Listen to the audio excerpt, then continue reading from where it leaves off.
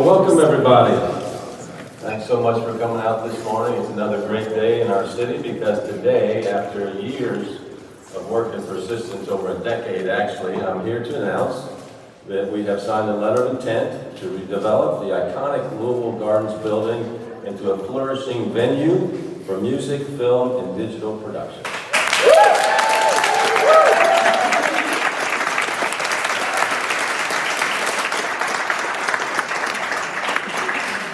It's a long time coming. It took a lot of patience to get here, but as Louisville's greatest son, our friend Muhammad Ali once said, "What keeps me going is goals." And the redevelopment of this signature downtown building has been a goal of my administration since day one. But we wanted to make sure it would have some nation-shattering announcement when we did it. We just didn't want any kind of normal development in here. And when you add today's announcement to others throughout this year, Louisville has almost $2 billion of new investment this year, making it one of the top 2 years in the history of our city for economic development.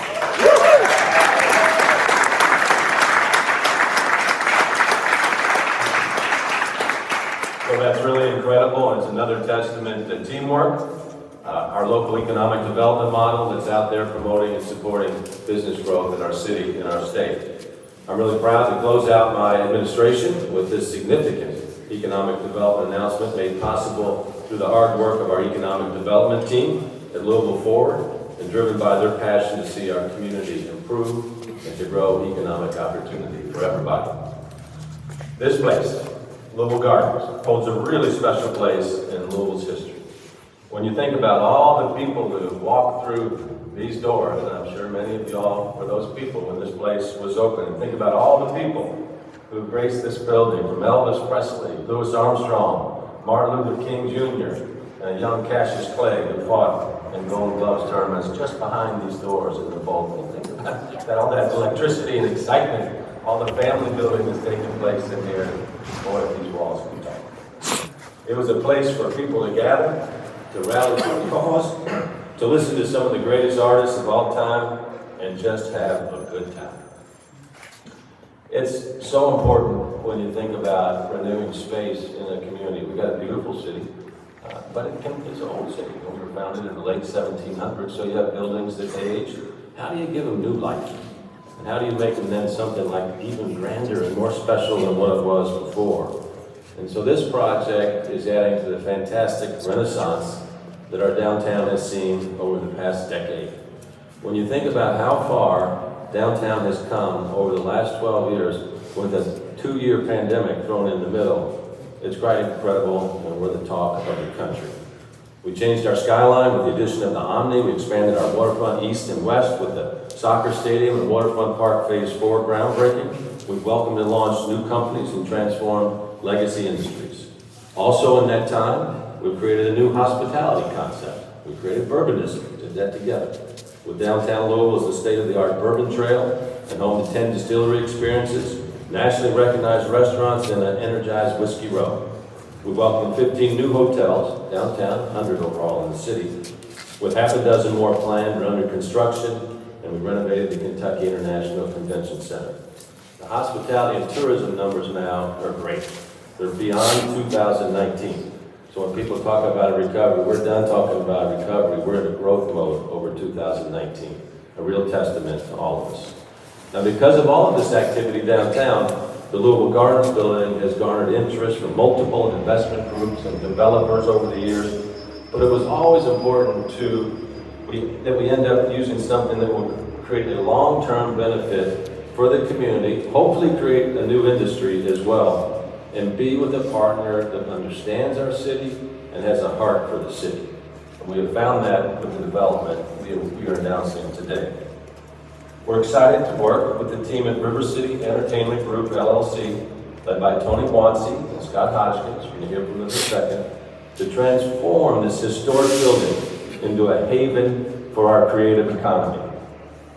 This historic sports and performance venue will become sound stages and workspaces for music, film, and digital production, and home for our creatives and young people in this community to come here and experience their dreams and realize their dreams. Now, I've known Tony Wansey now for over 11 years as a financial partner with Danny Wimmer Presents.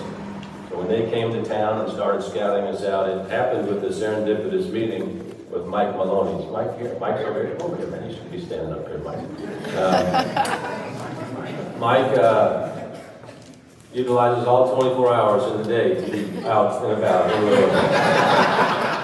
Fortunately, one of those hours, he ran into Tony Guanci and Danny Wimmer and Danny Hayes, and using the hospitality that we're well known for in Louisville, started showing them around.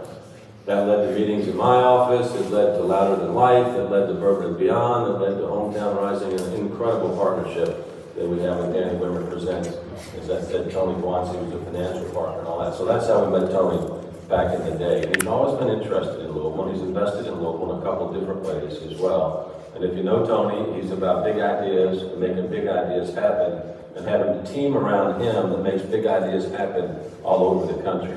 So we're not talking with a group here that just says, oh, isn't this a great idea? This is a group that has great ideas, but have proven performance all across the United States of America.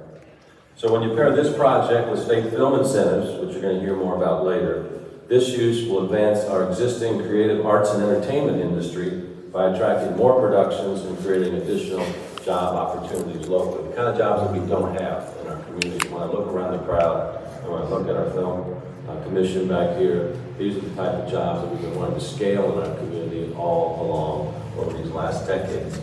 Now, in addition to the sound stages, plans include retail space, restoration of the Black Box Theater upstairs, and a public museum that will highlight the significant cultural events that occurred here, and be able to catalog for all the memories that people that have here. My first concert was here when I came to see Santana in the Tower of Power when I was 14 years old, and I thought that was cool. I was sitting about probably 25 feet in front of the stage on the left. I still can remember that spot in there. And yes, Craig, I came to some professional wrestling events here as well. So why don't you come over? This is Craig Greenberg, our mayor-elect, is here.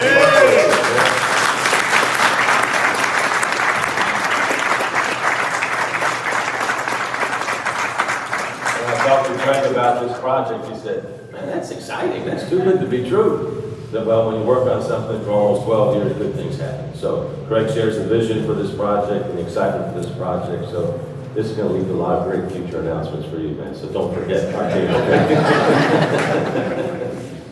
So this project really complements the Metro government's work to promote Louisville as a premier location for film, television, and content creation. This is the work we started back in 2015 when I created the Louisville Film Commission. Some people like film commission. What are you creating a film commissioner? Well, number one, we had film going on here. We have people like Mary Kay Pope, who's Mary Kay, who've been working on projects like this for a long time. So we have talent here, but we weren't organized the way that we are now, the way we started back in 2015. The commission is made up of local and national film industry experts, works with Louisville Forward to advise on the marketing and promotion of the city to the global film community, as well as serving as a liaison and single point of contact for local visiting productions and workforce. It's part of the secret sauce of our city. As you all know, when people come here, we tend to hug them and love on them and help them when the film commission does that. The commission in Louisville Forward has supported and funded workforce education efforts to help residents obtain the know-how they need to get jobs on productions and ensure the production can find the workforce they need when they come to town. So I'd like to recognize our Louisville Film Commission members and thank them for the great work they do. If y'all would raise your hands.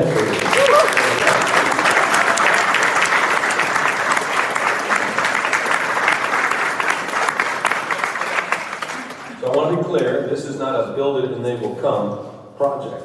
Filmmakers and production crews are already coming to our city.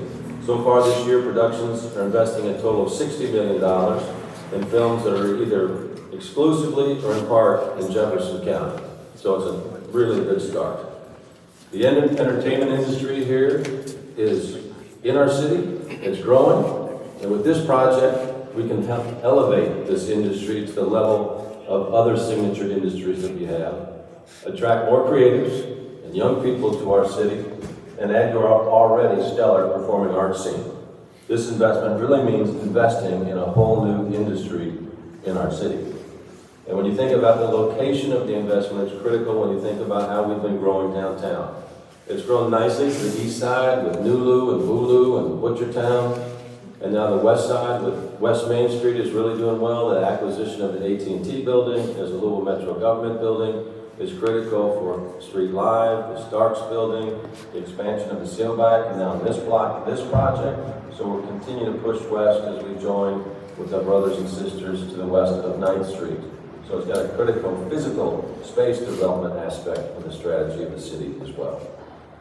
Now, before we hear from Tony Guanci, I really want to thank the Deputy Mayor, Ellen Hessen, who took this project on as a personal project of hers to make sure that we could get this done and land it here today. This is a complex project. This is an old building. We've got to work with the state, local, federal government to make sure what we're doing can be done properly. And it takes somebody, so Ellen's wisdom and experience. She's been with me from day one as our deputy mayor and has just served this city in untold and invaluable ways. So where's Ellen? Come on, Ellen. Come on. Thank you, Ellen. Great job. Extended round of applause that she deserves, always in the background. Thank you, Ellen. Now, I want to invite Tony Guanci with River City Entertainment Group to the podium. As I mentioned, Tony's been a friend for over a decade and a fellow traveler in the entertainment and arts industry as we've concocted all kinds of new and fun things for our city. And Tony, we're taking it to another level with this project. So please welcome Tony Guanci.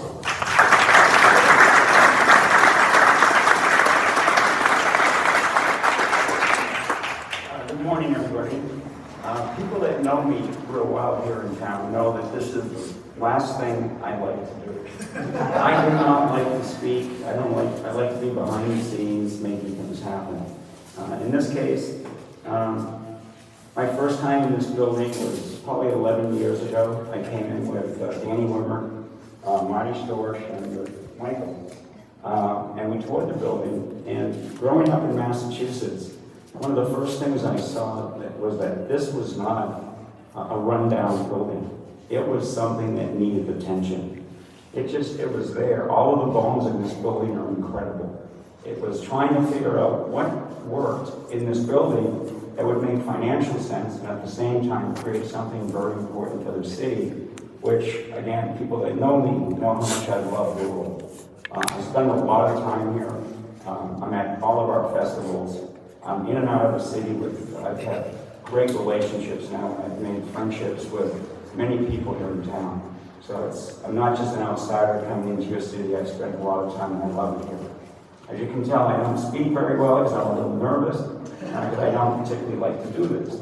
However, the first time we came in, we were looking at the venue to see if it would work as a renovated garden.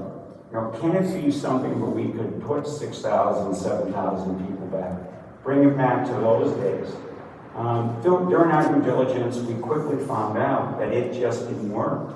You know, the numbers just didn't make sense. And I was very disappointed because I was really, wanting it to happen. I felt that, that the building deserved it, the city deserved to have a venue. Not only didn't the numbers work, but we were going to maybe cannibalize what was going to take place at the Young Center, what's taking place at the fairgrounds, the amphitheater, and finally we just set it aside. For the next 10 years, every time I drove by this building, you may not know this, but there's two big initials out there, TG. Those are my initials. And the building sort of captured me. I grew up in Salem, Massachusetts, the Witch City, and there's an omen about having that out there, just so you know. So what happened from there was I was here for Bourbon and Beyond, Louder Than Life, and I was planning to have lunch with Kirk Hammett, a lead guitar player of Metallica. So I was waiting for Kirk to come out. I was in the trailer, and I saw this article, and I kept it. I folded it and kept it. It was September 25th, 2021, and it talked about 502 Film Collective. What was that? I had no idea what this was. So I quickly picked up the phone and I called Ellen. And I said, Ellen, tell me about this 502 Film. Is it an organization that's supported by the city? Is it independent? What is it? And she put me in touch with Ben, who then put me in touch with Susie. And what I realized is that this city had a very robust and active film society, a film group. You know, there was an underground film thing happening here. Being from Los Angeles, Scott and I have another major project in the film industry with some of the major film content producers. I called one of them up, and I said, tell me about Louisville. And they said Louisville is a very interesting city for film production because it can transcend itself into anything. You can have a New York City scene, you can have a waterfront scene within 10 minutes or 15 minutes of the hotels. Excuse me. You can be in an open, beautiful field or in a forest. What it needs is production facilities.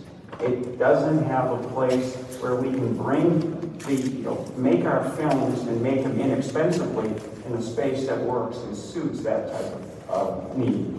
Also, what Louisville didn't have was the employment base for what we call behind the camera employment. It's not the actors and actresses, it's the folks that work the film.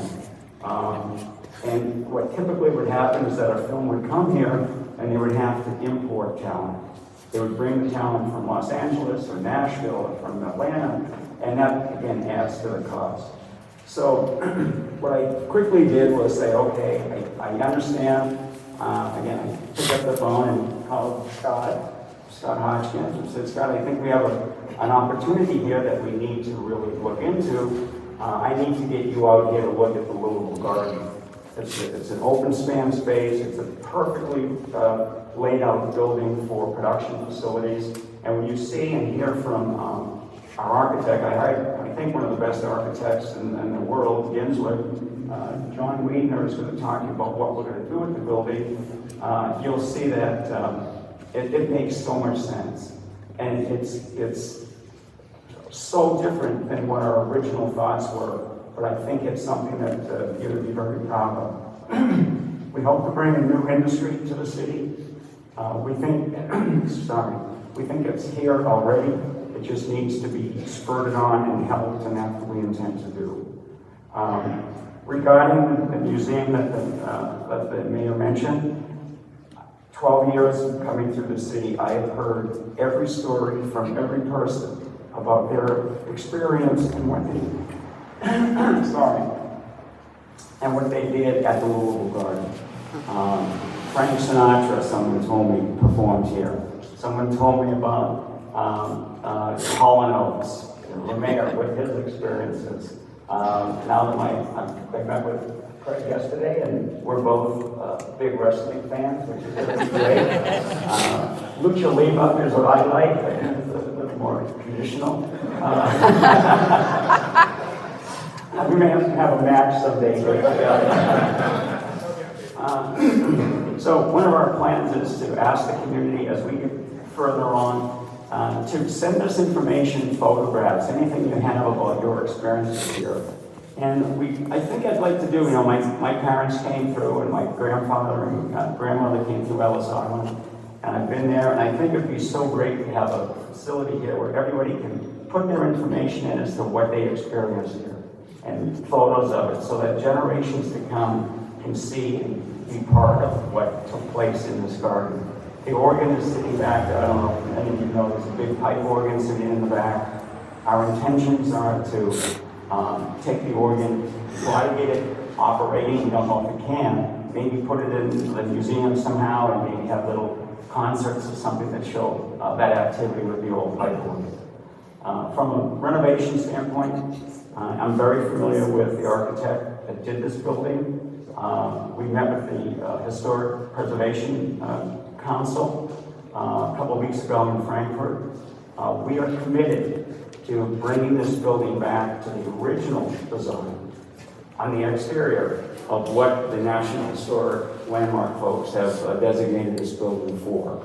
So you've got two types of historic nature that take place. You've got the building and its structure and the architecture, which is incredible and great. By the way, I'm going to put the eagles back on top of the building. There's two big eagles on the top, crossed flags up there. There's a lot of great things that this building used to look like.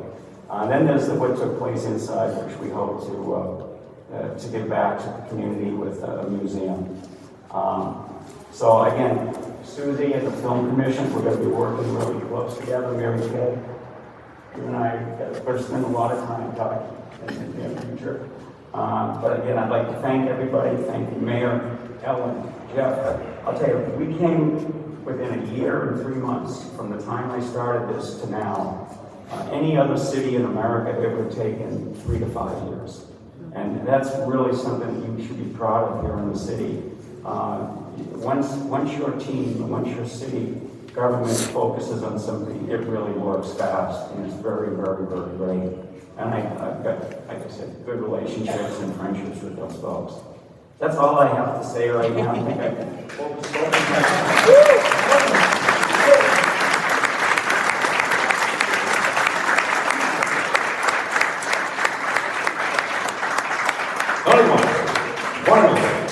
Thanks, Tony. Well, it takes a team, obviously, to get this done. This is a big project. So Scott Hoskins is going to come up and talk about that team and talk about how we're going to move this whole concept forward. So please welcome Scott Hoskins.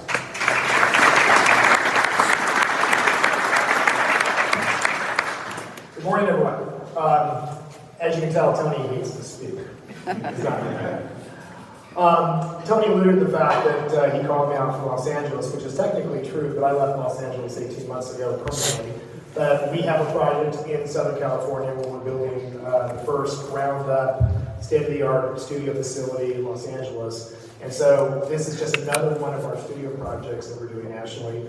I'm not in Louisville, I'm just down to 65 in Nashville, but now it's a quick drive out here, and I've been up here a lot in the last year. And over the last year, I want to echo what Tony said about Ellen and Mayor Fisher and the city's attention to this. When we expressed a little bit of interest, they showed us a lot of interest. I can't believe it's a year since Tony first mentioned this to me. I've been up here for the last 6 months, but really fell in love with the opportunity this project presents and what we can do for not just Louisville, but this entire side of Western Kentucky in the film industry. I'm going to talk about a little bit of the particulars about the project, make a couple of course corrections from what you've all seen already that became public yesterday. And then I'll be available for more questions afterwards, because I think you all want to get inside and see what this thing looks like. The total capital investment for this is going to be a minimum of $60 million. Could be 80, could be more. We don't really know because we have to get inside and start kind of looking at the structural engineering of this facility. We're looking to try to get plans from over 100 years ago. And so there's a lot of restoration or renovation or reinforcement that's going to need to be done to create the exterior, to recreate the exterior and the interior before we start building inside. I'll introduce John Wheatner in a minute, who is our architect from Ginsler, specialty studio design concepts. And what we're effectively doing is building 4 stages inside the shell, which is the old market. Those 4 stages will approximately be in aggregate 40,000 square feet of production space. 2 larger stages to accommodate movies and TV production. A couple of smaller stages that could be used for film content for TikTok or other opportunities like that, or commercials or short-term shoots. Along with 40,000 square feet of stage space is going to be about 40,000 square feet of office space. And those offices will also be leased to production companies that come in and go in. As Tony alluded, there'll also be a public museum to memorialize and have everyone remember the great historical, cultural, entertainment, and sports history that this facility represents. We'll have also some retail, but that's just going to come over on the side. But it's really about the production space that we hope this brings to the city. You're all probably asking, so when's it going to open? Right? Well, we signed an agreement with the city, as referenced by Mayor Fisher. We have about 180 days to get started in our initial diligence to really fine-tune our development budget, pull the capital together. We need to work on some incentives, both with the state, and I want to echo again, the state of Kentucky and the Economic Development Department of Finance and really their cooperation with us even so far has been remarkable. Special call out actually to Katie and to Malcolm if you're here in the room some things.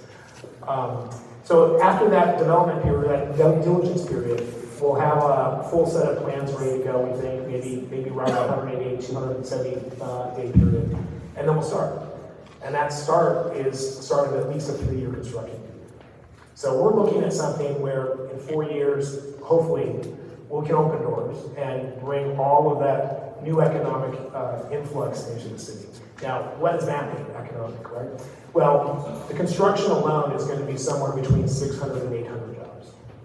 But once it's open and done, those jobs go away, there'll be actually relatively few direct employees of the operating company for River City Entertainment Group, which will operate the studios.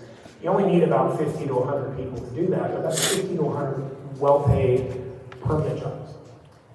It's what the 502 Film Collective will bring to the city for the production companies that come in, because that's an extra 100 to 125 for a feature film, maybe 200 people who are going to be here for weeks, months, and extended series. So that's the real opportunity we think this presents in the city.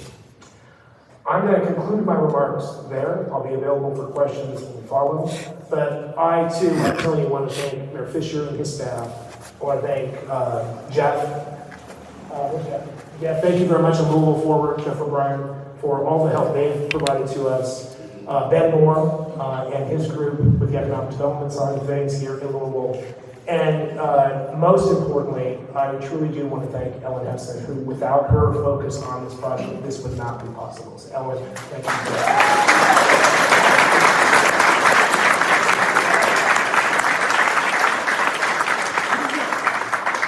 So now I'm going to introduce John Weaver, who is the principal architect at Gensler for the project, and he can give you a little more of the particulars. That's what you want to know. What is that photograph actually, or that imagery actually represents? So John, turn it over to you.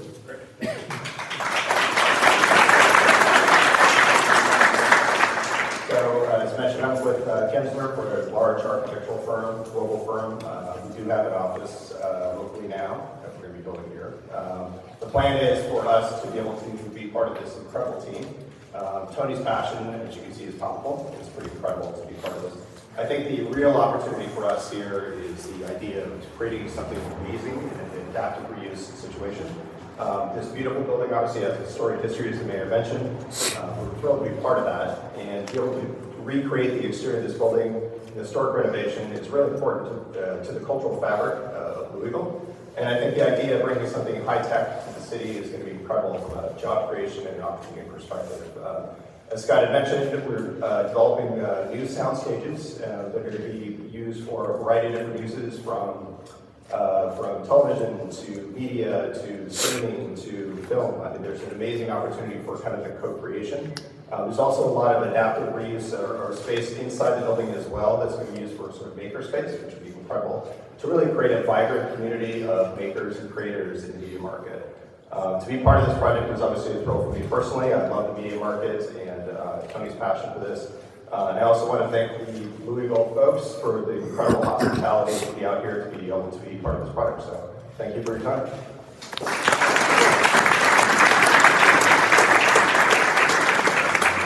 All right, folks, thank you all so much. I also want to recognize officially Louisville Forward Chief Jeff O'Brien, Economic Development Director Ben Moore. Thank you guys. I want to mention their predecessors too. Marilyn Wiedewall has been part of this project and Vision Forever. She's in St. Louis today. Rebecca Fleischaker, I don't know if Rebecca's here with us. Rebecca, thank you. She runs Louisville Downtown Partnership that before was co-leading Louisville Forward with Jeff. So it takes a good team, and we got a great team here, and obviously had a lot of success. Louisville Forward's been named 8 years in a row one of the top economic development agencies in the country. So a lot's involved with that, part of which is working with the state and the KEPA application. So I want to really thank the folks from the state also for all of the help that they've given us here. I want to recognize Economic Development Deputy Secretary Katie Smith and Project Manager Malcolm Jolie. Are they here? Katie, Malcolm, here? Well, we send you our love. Are they here? Okay, thank you. Great job. I want to thank also Jamie Link from the Labor Cabinet, the Secretary there, because I'll talk about that here in a second. You heard about the financial investment here. The reason why we're announcing this, obviously, is because we're getting into the letter of intent stage, but there's going to be a lot of activity going in and around this building right now, so people need to understand what that is. And during this time, Louisville Forward will also work with the group to draft a development agreement based on the letter of intent. But the first step is to understand the real cost of renovating and revitalizing this building. And once we have a firm grasp on that, Louisville Metro can begin discussion on other considerations, including incentives. Now, as Tony and Scott know, this project is not contained to the historic Louisville Gardens property, so right here. It also includes buy-in from the state in the form of state and local job creation incentives that were approved just yesterday, as well as ongoing conversations with the Commonwealth about a potential workforce site just across the street here at 6th and Cedar. So those discussions are not finalized yet, but we see this becoming a campus around here and not just this building. All right, so lastly here for our final speaker, I want to invite Susie Eastman, who's chair of the Louisville Film Commission, to offer some additional context with what this project means for the entertainment industry in Louisville and Kentucky in this region. Susie's been a great partner over the last 7 to 10 years on helping us develop our film industry here in Louisville, and that's deeply, deeply appreciated. So please welcome Susie Eastman.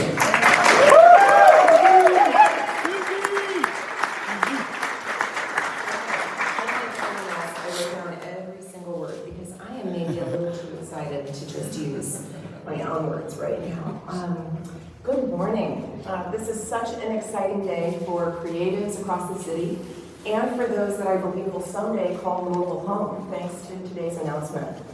I'm honored to speak with all of you all today as the chair of the Louisville Film Commission, as the president of the local nonprofit 502 Film, and also as a filmmaker. I have the deepest gratitude for today's announcement from all three of those perspectives.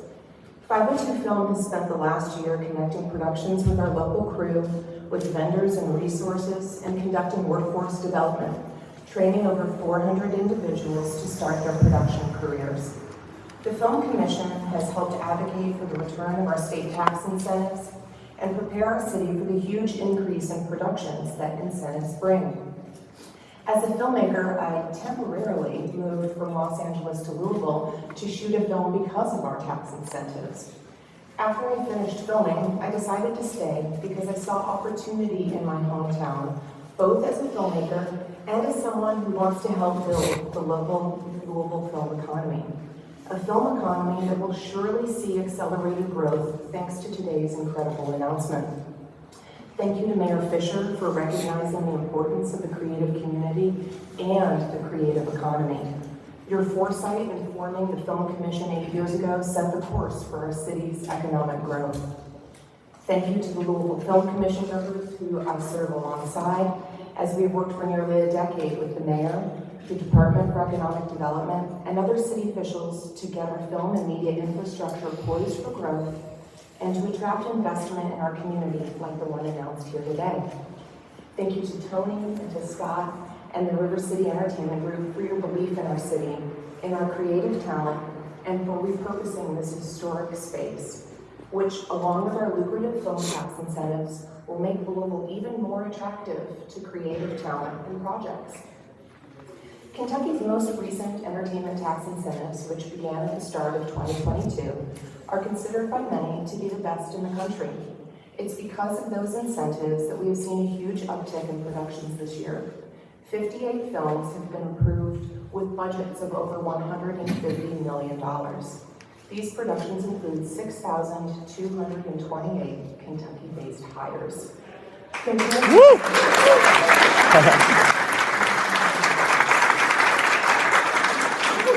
Compare that to just last year, 2021. We had $0 of incentivized films with 0 Kentucky crew hires. That's one heck of a leap in 1 year.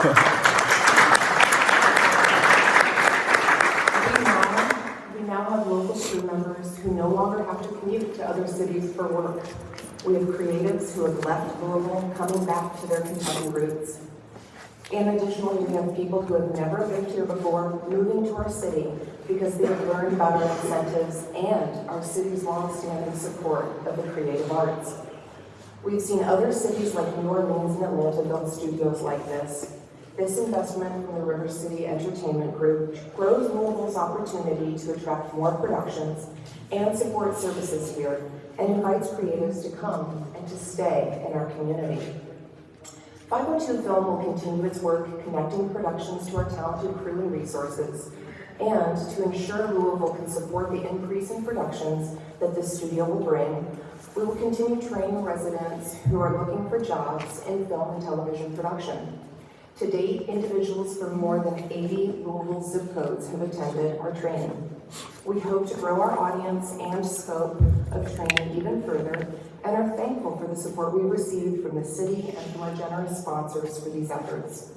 Louisville has always been a place where artists can thrive, practice their craft, and grow their profession. The inclusion of film and media in our growth not only contributes to the heart and soul of our city, but it is also economically viable and important. This investment encourages and offers both creative outlets and opportunity here, and I know I can speak for many artists and creatives when I say thank you for believing in our potential and in the potential for this most special Louisville landmark. Thank you all so much for your time.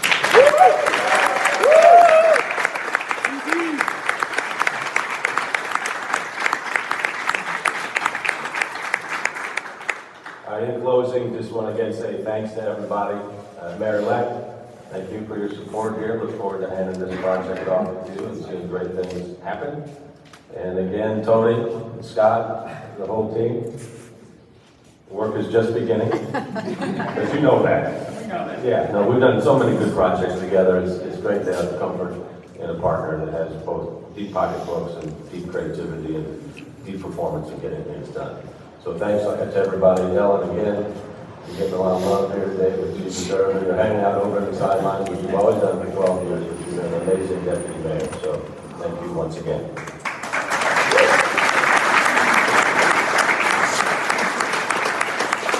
So with that, now we're going to do a tour of the facility. Before we do that, are there any general questions from the media? For Susie or any of the principals, will this be used in any way to lure Hollywood productions to the state?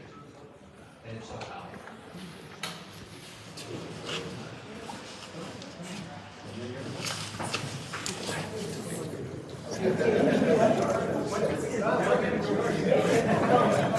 No pressure right there. I think that our state tax incentives are already very attractive to Hollywood productions. And what the establishment of the studio, I think the goal in the establishment of the studio is to not only attract those dollars into our community and into our infrastructure growth, but it is also to retain our productions here, to help grow our actual creative community here. There are many creatives that have their own feature film ideas and they would like very much to be able to keep those here. Having sound stages like this will keep people from leaving the state to find these sort of facilities. So very much I think that this is to attract production from out of state and also to retain them from within. I can add on top of that, these facilities will be able to compete with Atlanta, New York, and Los Angeles facilities. They will be at that level. There'll be silent air in each one of these facilities. The amount of the amount of electricity that will be servicing them will be at a level that is needed by the film industry if you're going to do a feature, or if you're going to do some type of TV production. So yes, we will be competing to get, we won't, will be something that, they'll be coming to us, but we'll go after the production folks to see if we can get them to do their films here. Also, if we, right up the road, we also have facilities that we're doing on the creative side. We call it the creative economy. It's not just film and TV that is important for the future of these facilities and what I see here in Louisville. But there's a lot of young people that use TikTok and Twitch and Instagram, and it is an economy. The platform and the delivery is different than what you might see at a feature film level, but it is something that is an industry that needs to be paid attention. And up the street in Tennessee, we are working with the governor's office there to actually create an incentive for that type of creative. And I would hope that here, Susie and I can work together and speak to the governor's office and see if we can start that conversation about some type of incentive program for young people and young content creators, which people laugh at and say, well, this is my kid or my grandkid or my niece, you have to pull it away. It is an economy and it is a business that needs to be paid attention to. Is live entertainment a part of this project or not? Well, in the Black Box Theater, I think we'll have some type of entertainment. The way these stages develop, there's probably going to be some use during, let's use Derby. Someone might want to come and actually take one of our stages or all the stages and create a fantasy land. I mean, you can create anything once you have the box and the facilities doing it. So I think it will be used for those type of things. Also for band rehearsal. A lot of times, artists come to town and they're performing, but they need to rehearse someplace. There'll be 40-foot high, 40-foot clear facilities. They'll be able to set their stages up, rehearse their stages. So it could be used for those type of things. That's another potential use. And Scott, final question. You talked about the museum, the Oregon. What else is hiding in this building? What other artifacts are there? Well, the structure itself is an incredible architecture. This boat truss, I don't know, you can't see it because it's got this drop ceiling on it, but it has an incredible boat truss steel system with all, it's been welded together back in, I think it was 1903 or 1904 when it was first built. We want to expose that. It's an adaptive reuse. I am so big on adaptive reuse and historic preservation. I think this building, when it's open, that's a cut through, that's just a section of what it's going to look like. You can't really read it, but on top of the stages, remember the stage has to be a separate box. There can be no vibration, there can be nothing that can get into that box during filming. So on a separate structure built over the top of it, there's going to be a place for writer stations, for people to sit and talk, and looking up 109 feet into the roof, into the ceiling. It's going to be a really incredible space once it's finished. There's windows that you can't see because they're covered right now. But the whole garden has some great windows on it that work by cranking. There's a crank down there as you pray, and the windows open. So we have to look into those things. Structurally, we don't have any as-built plans of the structure. We don't know where it is. This doesn't exist. So we're going to have to come back now and reproduce all the structure. And that's really the key for us right now. All right, well, in closing, I guess we should probably pay respect to our forebears here. When this was created, it was the armory. And there are armories all around the country where citizens were preparing for whatever was going to happen. But if we had to defend our nation in some way, locally or nationally, and this is where they would come and do their drills and prepare for whatever would come to our country.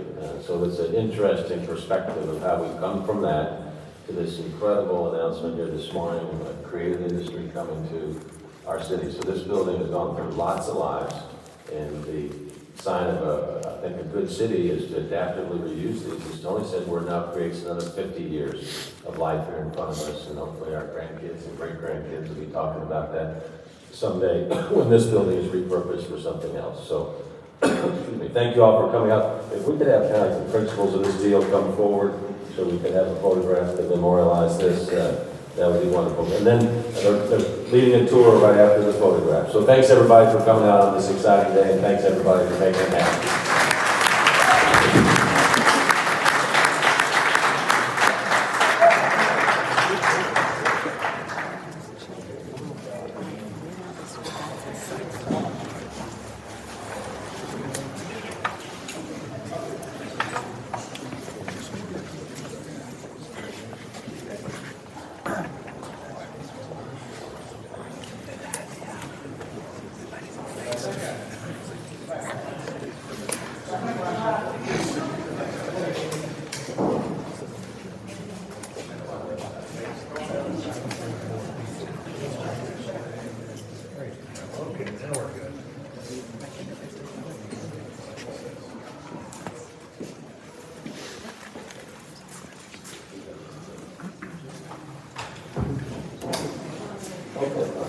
I want to thank you, our facilities people that have been keeping this building alive and safe. That's Mark Zoller and his team.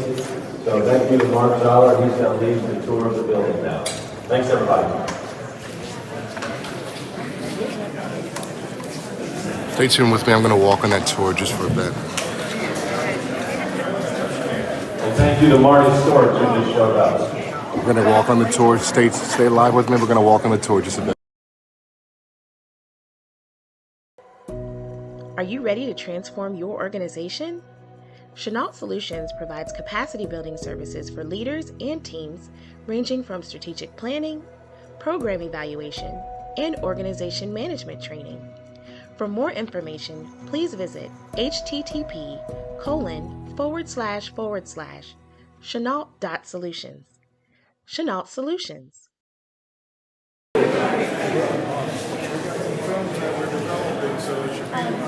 That's great. That's great.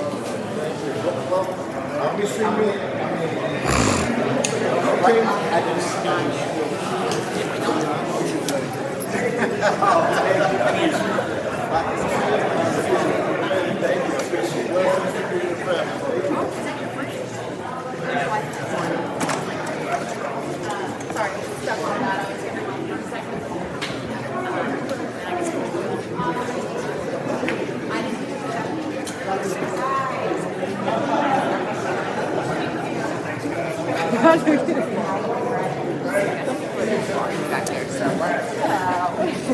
Yeah, I always kind of crack. I just don't see it. Right?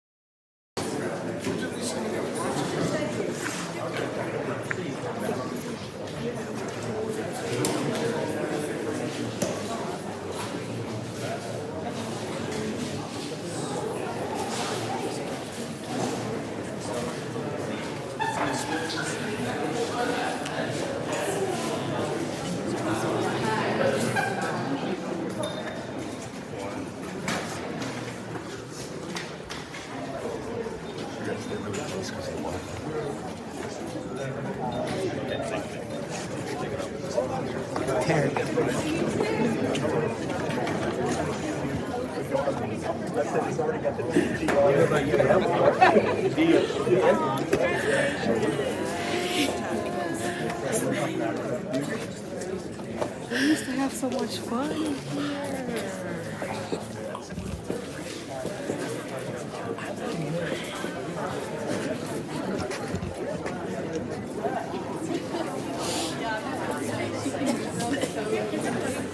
They're not gonna do no concerts in here?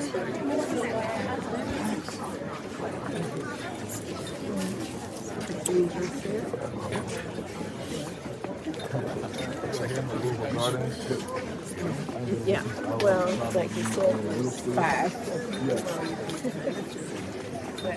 Are we storing this space? Right. No,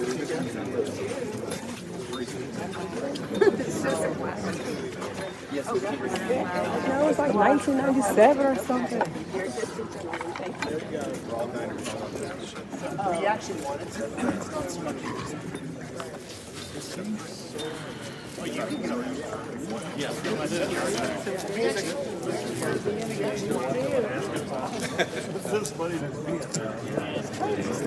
Michael Meeks, Terry Mine. Terry, we met at the breakfast place on Bardstown Road years and years ago. That's awesome.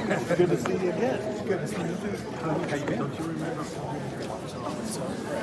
Thanks, Dr. J. We're alive, the Kentucky Conference. Yeah.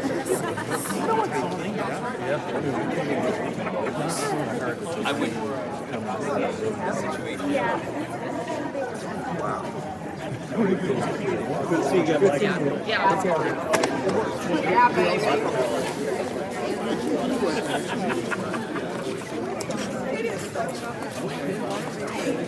Yeah? No, I wasn't there. But I'm with you. Yeah, exactly. You with me too? Yes. Well, I don't have this kind of doodad. Together. Hell yeah. Follow, stay live. Okay. Stay live on Twitter. What about you guys here?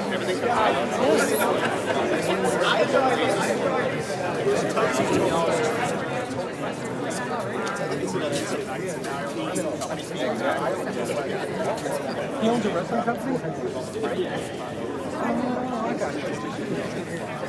So we're gonna walk around closer to the bleachers for a bit. This is bringing back so many memories for myself. And just remember my grandfather talking about this place, my mother talking about this place. And being in here, I look forward to seeing what happens to this building and to the inside. But we're just gonna take a walk around and yeah, keep touring the inside. We got the newspaper to follow you or something.